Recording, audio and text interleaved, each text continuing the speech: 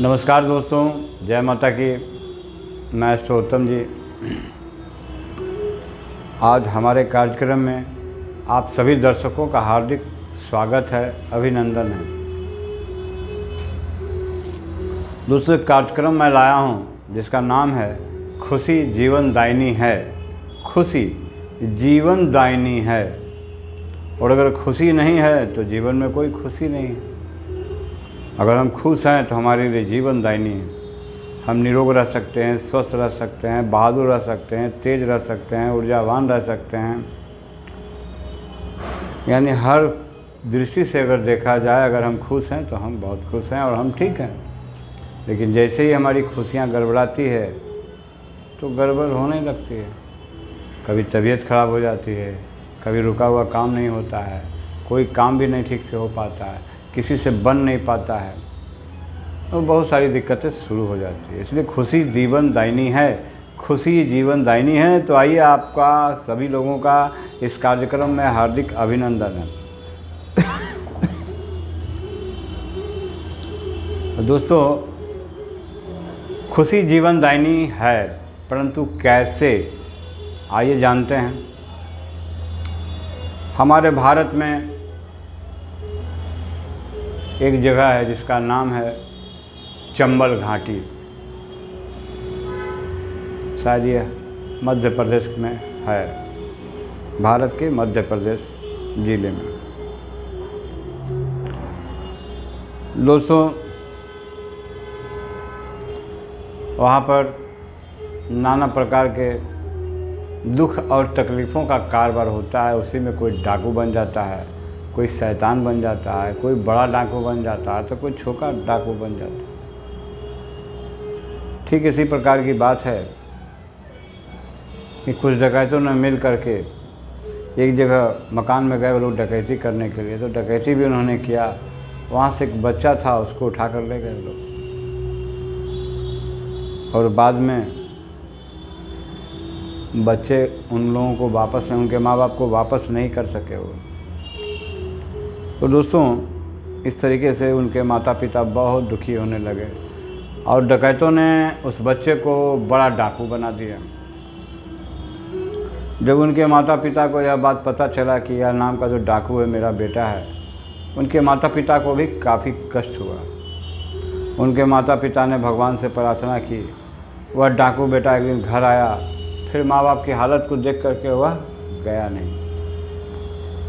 उस दिन से वह डाकू का काम करना छोड़ दिया।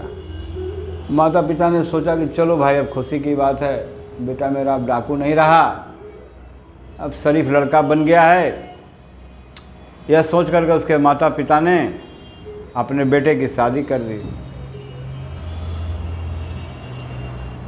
बेटा जो है काम धंधा करने लगा। बाद में पुलिस को पता चला कि यह लड़का जो है ये वही डाकू है। तो बाद में उसको पुलिस अरेस्ट कर ली। तो वह जो डाकू है उसको भागने के क्रम में पुलिस का हाथापाई हो गई, गोलियां चल गई, यानी मुठभेड़ हो गई, और वह पुलिस की गोली से मारा गया। यह सोचकर उनके माता पिता को काफ़ी बेहद सदमा पहुंचा, बेहद दुख हुआ।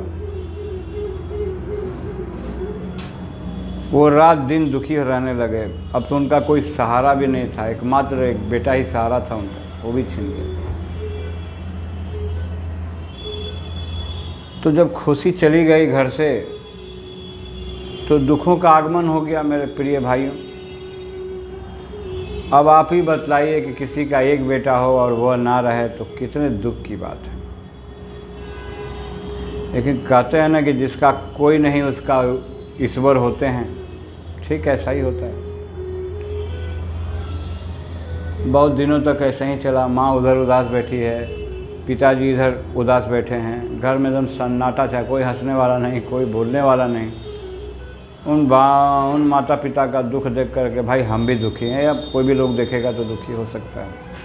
तो दोस्तों, कहने का तात्पर्य यह है कि दुखी रहते रहते वो लोग बीमार पड़ गए। अब वो लोग गांव वाले पर ही आश्रित रह गए, आसपास के लोगों पर। जिसके पास समय है ले गया डॉक्टर के यहाँ, नहीं है तो नहीं ले गया, ऐसे ही लोग बिलख रहे हैं। उनकी बहू को उनकी बहू भी दुखी रहती थी, लेकिन किसी तरीके से चल रहा था। वो दोनों माता पिता अस्पताल में भर्ती हो गए। अस्पताल में भी वो हंसते नहीं, बोलते नहीं, बातचीत तक नहीं करते। उन लोगों के दुखों को देख करके डॉक्टर भी दुखी हो जाते थे कि क्या जीवन है, क्या इंसान की जीवन है। परंतु ये जो खुशी है ना दोस्तों, यह पारलौकिक वस्तु है। वही खुशी देता है, वही ले लेता है। अर्थात घरौंदा यानी घर भी वही बनाता, तोड़ भी वही देता है। जीवन भी उन्हीं का कृपा है से मिलती है, और फिर जीवन खत्म हो जाती है। तो दोस्तों, कहने का मतलब यह है कि खुशी जीवनदायिनी है। तो खुशी जीवनदायिनी है तो कैसे है? खुशी हम सब से मिलती है, और हम सबको बहुत हिसाब किताब से परिवार में रहने की ज़रूरत है। समझदार होना बहुत ज़रूरी है, ताकि किसी के साथ कोई गलत ना हो जाए, किसी तरह का कोई बात ना हो जाए। अगर हम लोग सब अलर्ट रहेंगे तो आपस में खुशी बनी रहती है। उनके माता पिता जब अस्पताल में थे तो वो छुप छुप कर रोते थे अपने बेटे के लिए। उनको अस्पताल में ही भगवान ने कृपा किया। उनको जब पता यह चला कि हमारे घर एक पोता का जन्म होने वाला है, कोई हमारा आ रहा है, जैसे ही इन लोगों ने सुना, फिर क्या था दोस्तों, इन लोगों का खुशी का कोई ठिकाना नहीं रहा। ढेर सारी मिठाइयाँ उन्होंने बंटवाए, पूजा पाठ करवाए, कीर्तन भजन करवाए, बहुत सारे भिक्षुकों को वस्त्र दान दिया, अन्न दान दिया, ब्राह्मणों को गौ दान किया। तो दोस्तों, खुशी भी एक ऐसी चीज़ है कि हम आपको क्या बतलाएं। अब उन लोग जो है उस उम्र में भी काफ़ी खुश रहने। जब वो बच्चे का जन्म हुआ तो काफ़ी खुशी रही घर में। जब वो बच्चा 2-3 साल का हो गया तो सब लोग और उनके साथ खुश रहने लगे। इस तरीके से उनका बुढ़ापा जो है मंगलमय हो सका।